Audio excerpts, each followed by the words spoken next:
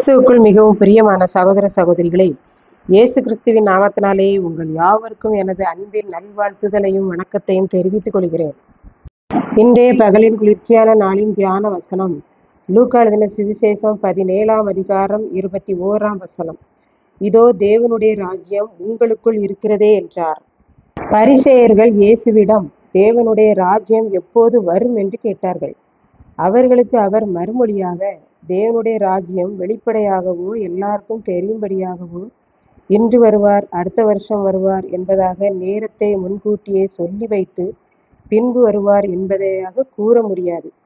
சிலர் இயேசு இங்கே இருக்கிறார், இந்த கூட்டத்தில் இருக்கிறார், அந்த ஊழியக்காரரிடத்தில் இருக்கிறார் என்றும் கூற இயலாது என்று இயேசு கூறினார். பின்னும் அவர் சீடர்களை நோக்கி, மனுஷகுமாரனாகிய இயேசு இப்போதே வந்துவிட மாட்டாரா? அவர் வருகை உடனே இருந்தால் எவ்வளவு நன்றாயிருக்கும் என்று நீங்கள் ஆசைப்படும் காலம் வரும். ஆனாலும் நீங்கள் விரும்பிய நேரத்தில் அவர் வருகை இருக்காது. இயேசு இங்கே இருக்கிறார், இதோ அந்த ஊரிலே ஒரு கன்வென்ஷன் கூட்டம் நடைபெறுகிறது, இயேசு அதனால் அங்கே இருக்கிறார் என்று உங்களிடம் அநேகர் வந்து சொல்லுவார்கள். நீங்கள் அதையெல்லாம் நம்பி அங்கேயும் இங்கேயுமாய் ஓடி போகாதிருங்கள் என்று இயேசு கூறினார். மின்னல் தோன்றுவதை நாம் பார்த்தோமானால் ஒரு திசையில் தொடங்கினால் மறு திசை மட்டும் அது பிரகாசமாய் இருக்கும். மேலும் மின்னல் எந்த நேரத்தில் வரும் என்றோ எவ்வளவு வேகத்தில் வரும் என்றோ சொல்ல முடியாது. திடீரென மின்னல் வருவதைப் போல் மனுஷகுமாரனாகிய இயேசுவின் வருகையும் இருக்கும். அதனால் கிறிஸ்து இங்கே இருக்கிறார் என்றோ அங்கே இருக்கிறார் என்றோ ஓடித் திரிய வேண்டிய அவசியமில்லை. ஏனென்றால் பரலோக ராஜ்யம் உங்கள் இருதயத்துக்குள் இருக்கிறது, அதை நீங்கள் அறிந்து கொள்ளுங்கள் என்று இயேசு கூறினார். இப்படித்தான் ஒரு குடும்பத்தில் 2 பிள்ளைகள் இருந்தார்கள். தகப்பனார் ஆண்டவருக்கு ஊழியம் செய்தார், தாயார் ஒரு சிறிய வேலை செய்தார்கள். பிள்ளைகளை கஷ்டப்பட்டு படிக்க வைத்தனர். படிப்போடு ஜெப வாழ்க்கையிலும் சிறந்தவர்களாக குடும்பமும் பிள்ளைகளும் திகழ்ந்தனர். நன்றாக படித்தார்கள். கொஞ்ச வருமானமாக இருந்தாலும் குடும்பம் மகிழ்ச்சியாக சந்தோஷமாக இருந்தது. பிள்ளைகள் 2 பேரும் படித்து முடித்தனர். 2 பேருக்கும் நல்ல ஊழியக்கார வரன்கள் வேற வந்தது. திருமணம் முடித்து 2 பேரும் குடும்பமாக ஊழியத்தில் ஈடுபட்டனர். ஏழை தகப்பனாரையும் தாயாரையும் தங்களோடு கூடவே வைத்து பராமரித்தனர்.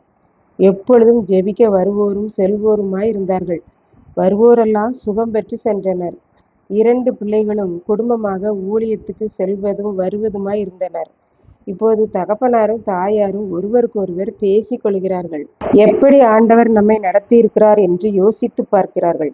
கடந்து வந்த பாதைகளை எல்லாம் நினைத்து பார்க்கிறார்கள். அற்புதமாக அதிசயமாக ஆண்டவர் நடத்தி இருக்கிறார். இதைத்தான் நம் ஆண்டவர் சொன்னார், தேவனுடைய ராஜ்யம் அங்கேயும் இல்லை இங்கேயும் இல்லை, அது உங்களுக்குள் இருக்கிறதே என்று. எத்தனை உண்மை என்று பாருங்கள். இதை கேட்டுக்கொண்டிருக்கும் எனக்கன்பானவர்களே, இன்றைக்கு நாம் எப்படி இருக்கிறோம்? தேவன் இங்கே இருக்கிறார், அதோ அங்கே இருக்கிறார் என்று சொல்லுகிறார்களா? அதையெல்லாம் நாம் கேட்டு அங்கும் இங்குமாய் ஓடுகிறோமா? இல்லை, இந்த ஆண்டவர் எனக்குள்ளே இருக்கிறார் என்று உறுதியுடன் இருக்கிறோமா? குடும்பம் சந்தோஷமாக இருக்கிறதா? தேவனுடைய ராஜ்யத்தை நம்முடைய இருதயத்துக்குள்ளாகவும் குடும்பத்துக்குள்ளாகவும் வைத்து கொண்டாடுகிறோமா? அப்படி கொண்டாடி ஆசீர்வதிக்கப்படுவோம். கர்த்தர் தாமே நம்மை ஆசீர்வதிப்பாராக. ஆமென்.